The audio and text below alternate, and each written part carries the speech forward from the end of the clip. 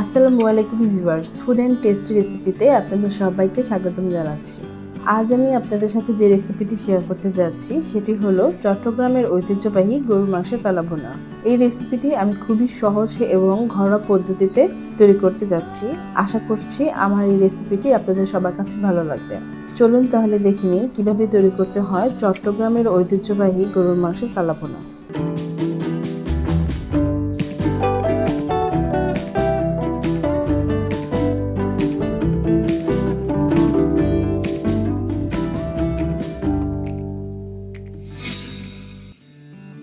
গরুর মাংসের কালা ভুনা তৈরি করার জন্য আমি এখানে গরুর মাংস নিয়েছি হাফ কেজি।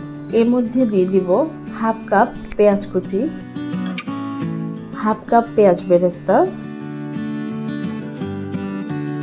2 টেবিল চামচ আদা রসুন বাটা,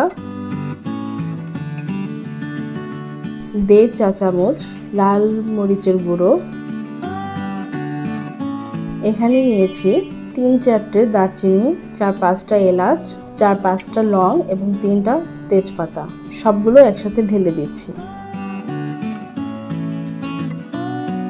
এরপর দিয়ে দিচ্ছি 1/4 কাপ সয়া সস, হাফ চা চামচ টেস্টিং সল্ট, যেটা চাইলে আপনারা বাদ দিতে পারবেন। এরপর দিচ্ছি 1 চা চামচ লবণ। সয়া সসের মধ্যে পর্যাপ্ত পরিমাণে লবণ থাকে, তাই আমরা লবণের পরিমাণটা কম করে দিয়ে নিলাম। চাইলে আপনারা আপনাদের স্বাদ মতো অ্যাড করে নিতে পারবেন। এরপর দিব হাফ কাপ পরিমাণ সরিষার তেল।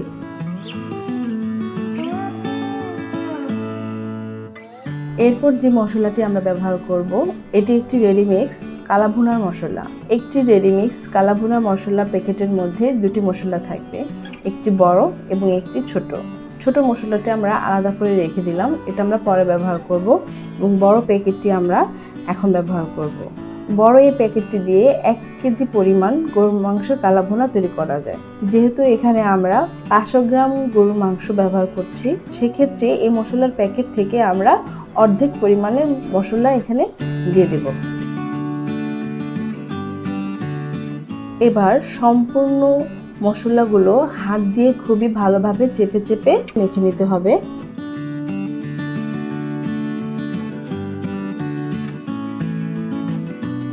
মশলাগুলো ভালোভাবে মেখে নেওয়ার পর আমরা এটিকে 1.5 থেকে 2 ঘন্টা ম্যারিনেট করার জন্য রেখে দেব। ঠিক 2 ঘন্টা পর আমরা আবারও ফিরে এলাম। মাংসটা আমরা আবার একটু ভালো করে মেখে নেব।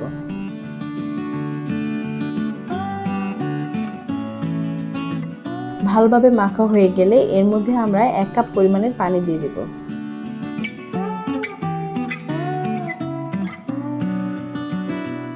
কড়াইয়ের চারপাশে লেগে থাকা মশলাগুলো ভালোভাবে পানির সাথে মিশিয়ে দিয়ে দেব এবং ঢাকনা দিয়ে ঢেকে আমরা বসিয়ে দেব চুলায়।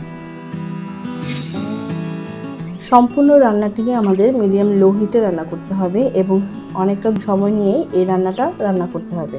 10 মিনিটের জন্য আমরা এটিকে ঢেকে রেখে দেব। 10 মিনিট পর ফিরে এসে ঢাকনাটা সরিয়ে আমরা এটাকে একটু নেড়েচেড়ে দিব। নাড়া হয়ে গেলে এটাকে আবার আমরা ঢেকে 10 থেকে 15 মিনিট আবার অপেক্ষা করব।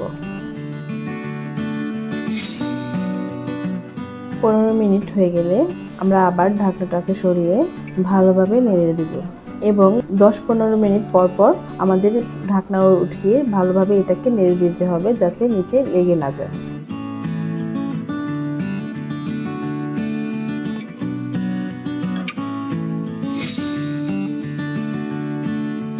মাংসের পানিটা একদম ঘন হয়ে শুকিয়ে যতক্ষণ না পর্যন্ত যাবে ততক্ষণ পর্যন্ত আমাদের এটাকে রান্না করতে হবে।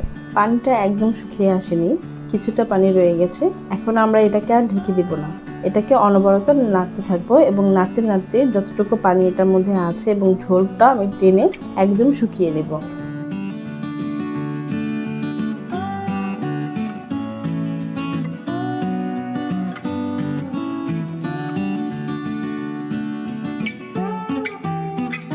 খুব ভালোভাবে পানিগুলো একদম শুকিয়ে গেছে, ঝোলটা একদম টেনে গেছে। এই পর্যায়ে আমরা এটাকে চুলা থেকে নামিয়ে নেব। চুলায় আরেকটি কড়াই বসিয়ে নেব। এর মধ্যে আমরা দিয়ে দেব 1/3 কাপ সরিষার তেল। তেলটা গরম হয়ে এলে এর মধ্যে আমরা দিয়ে দেব 1 টেবিল চামচ রসুন কুচি এবং 1 টেবিল চামচ পেঁয়াজ কুচি। এটাকে আমরা 1 মিনিট ভালোভাবে নেড়েচেড়ে নেব। পেঁয়াজ এবং রসুন একটু ভালোভাবে ভাজা হলে এর মধ্যে আমরা দিয়ে দেব 4টা আস্ত শুকনো মরিচ। তারপর এটিকে আমরা আবারও ভাজতে থাকবো যতক্ষণ না পর্যন্ত ব্রাউন কালার হয়ে আসে। চুলার হিটটা কিন্তু আমরা একদম লো হিটেই রান্না করব।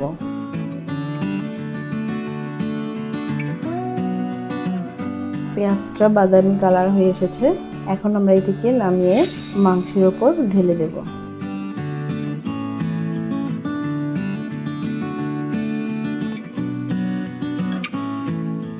এবার আবারও মাংসটা ভালোভাবে নেড়ে চেড়ে দেব।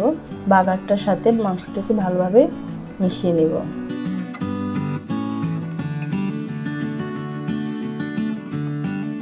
মেশানো হয়ে গেলে রেডিমিক্সের যে ছোট প্যাকেটটি আমরা সরিয়ে রেখেছিলাম সেটির থেকেও অর্ধেকটা মশলা আমরা এর মধ্যে ছিটিয়ে দেব।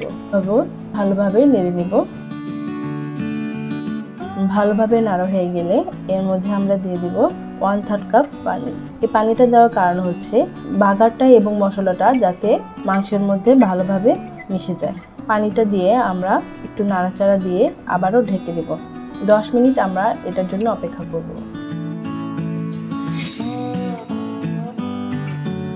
10 মিনিট পর ফিরে আসলে দেখা যাবে পানিটা একদম শুকিয়ে গেছে। এখন আর এটাকে আমরা ঢেকে দিব না, অনবরত আমরা নাড়তে থাকবো যাতে নিচে লেগে না যায়।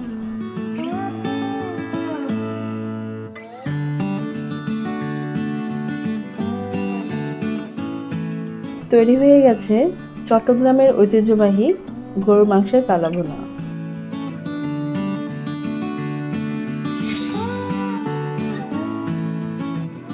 আপনারা দেখতেই পাচ্ছেন কালাভুনাটা কতটাই লোভনীয় হয়েছে।